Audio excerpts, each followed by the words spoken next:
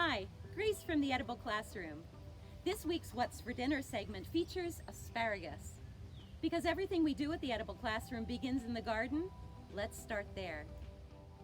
Did you know that asparagus can be green, purple, or even white? If white asparagus intrigues you, watch till the end and we'll show you how to turn green asparagus white right in your own garden. Asparagus is a perennial. That means you plant it once and it comes back year after year. This beautiful asparagus patch is 16 years old and still going strong. I'll be using a pruner to cut spears today. Look for spears that are 8 to 10 inches tall and between 1/2 inch to 3/4 inch thick. Thinner spears are more tender, so you can harvest to your own taste.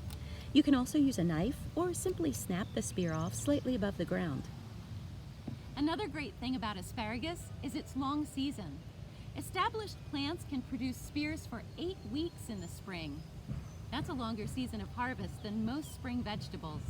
Asparagus can be prepared simply by steaming, sautéing, grilling, or my favorite, roasting in the oven. Today I'll be preparing asparagus soup, a great way to utilize a large harvest from your asparagus patch. You'll find the complete recipe in the description below. Save the tougher part of the stems to make vegetable stock or grill them for another side dish. Just keep them in the freezer in a plastic baggie until you're ready to use them. I've already sautéed onions in some butter and olive oil. Now we'll add the chopped asparagus with some minced garlic and salt and pepper to taste.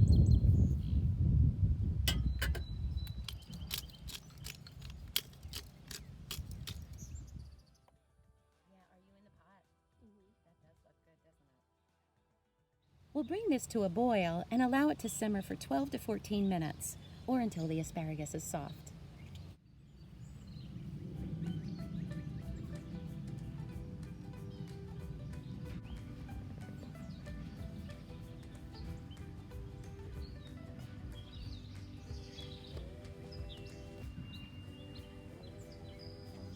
Okay, let's see if this is ready.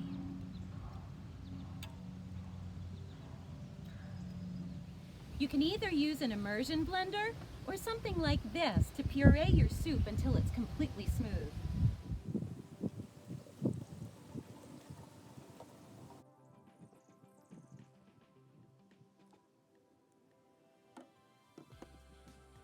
If you want to freeze this soup, just omit the cream. When you're ready to serve, add the cream during the reheating process.